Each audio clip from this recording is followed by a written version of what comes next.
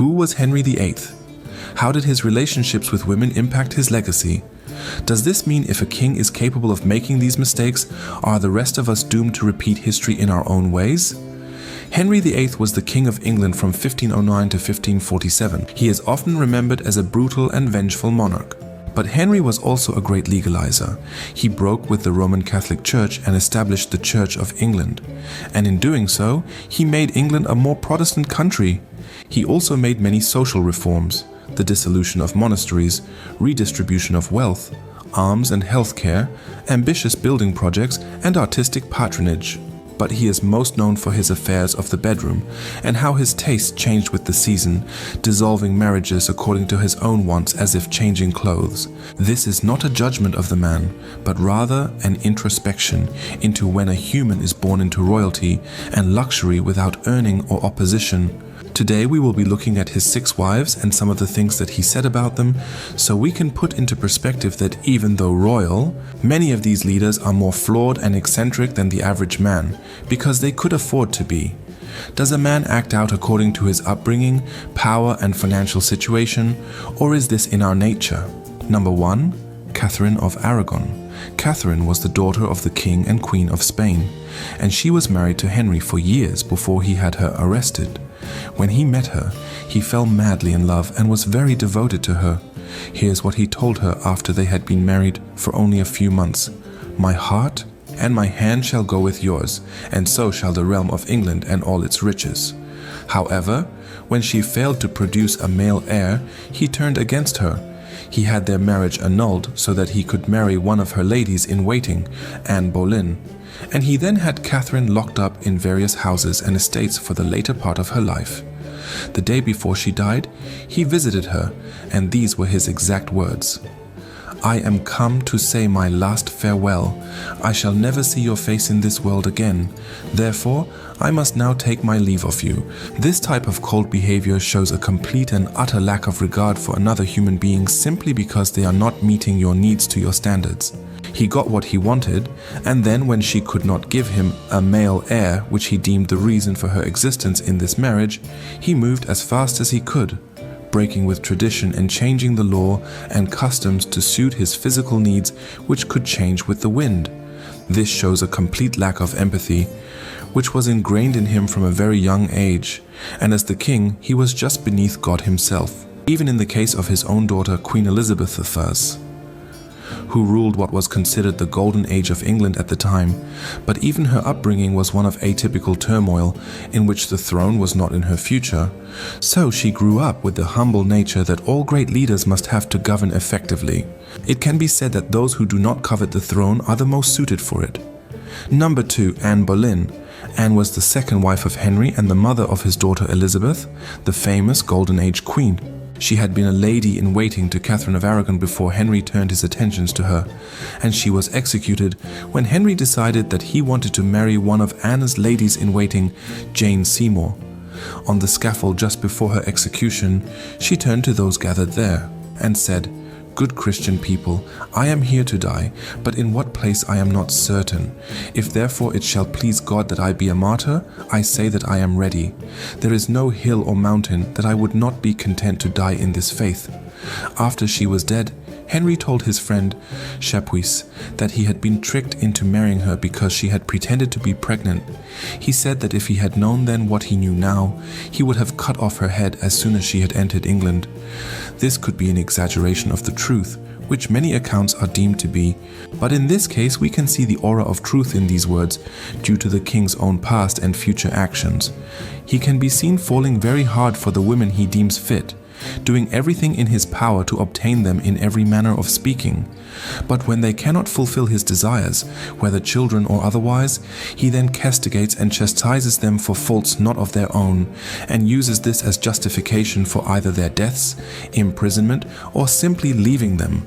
Number 3. Jane Seymour. Unlike Anne, Jane was the perfect wife for Henry. She gave him the son that he had always wanted, and she died shortly after giving birth. To celebrate, Henry ordered a medal to be struck in her likeness, and the inscription read, "Here is the king's true wife.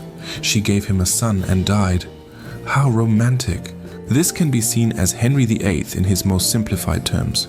He got what he wanted, a beautiful wife, an heir, but her only fault was that she left him. I believe, had she not been this, she would have been admonished just as the previous and put in the same category as not living up to the king's standards. Number 4. Anne of Cleves. Anne was Henry's fourth wife, but she only lasted in the marriage 6 months. Henry had never liked having his picture taken, but later in life he became obsessed with it, and he had several portraits painted of Anne, even though she wasn't exactly what he deemed attractive. And he told his counselors that he felt as though he had received her as a gift and he didn't like the gift, so he had the marriage annulled and sent her off with a noble title and a hefty pension. This could be the most notable insight into the mind of the man, not the king. At his core, all the royal pomp and vaunted chivalry could not save Anne of Cleves from being rejected on the basis of her looks. He did not choose her, but was set up with her, as opposed to his other wives, who he saw and lusted after from the start. So for all of the royal pomp at play, we can see the eyes and mind of a man, simply. Although falling in line with his character, Henry showed something novel in this marriage. Though he was not attracted to Anne as he was with his previous wives, it seemed from accounts that he respected her mind, trusted her, and came to think of her as a friend as they parted. It would have been expected that he treat her as he did the others because she did not meet his fancy, doing some type of injustice to her in disgust or vindictiveness. Number 5. Catherine Howard. Catherine was one of the ladies in waiting to Anne of Cleves, and Henry had been watching her like a hawk.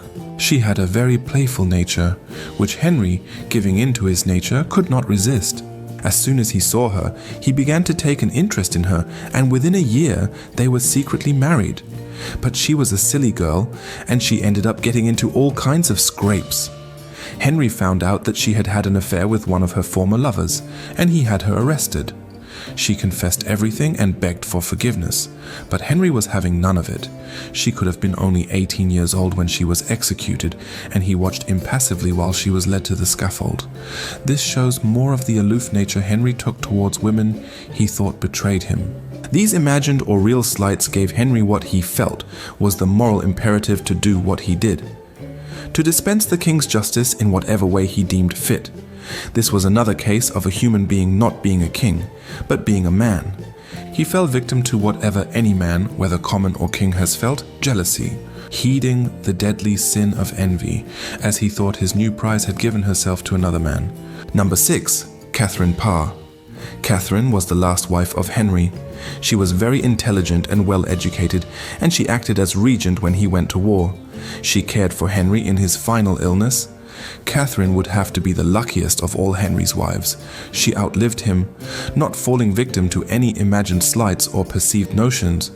With very strong religious beliefs and friends who were considered enemies of the court, she had her life in Henry's hands.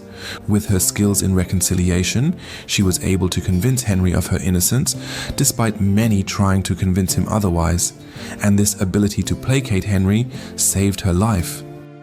What can we learn from Henry's wives? Perhaps the most important thing is that no matter how rich or powerful you are, you should always remember that life is short, and events can change fortunes at any moment. If you surround yourself with powerful people, you may be at their whims and mercy more than you think. Also, you shouldn't rely on the consistency of inconsistent people. Finally, don't mess with the king. Even though, in modern times, monarchs have lost much of their power and influence in a very globalized world. This is an insight into the mind of a king, who was not made truly famous for his great deeds, but rather for his lack of mercy when it came to the affairs of the heart. He was a prime example that no matter what titles are bestowed on a person, whether man or woman, if they do not earn those titles, they will be susceptible to the true nature of their behavioral evolution and environmental factors. Thanks for watching, and remember, when jumping into the affairs of the heart or the affairs of state, we are not doomed to repeat history if we do not forget. We are human.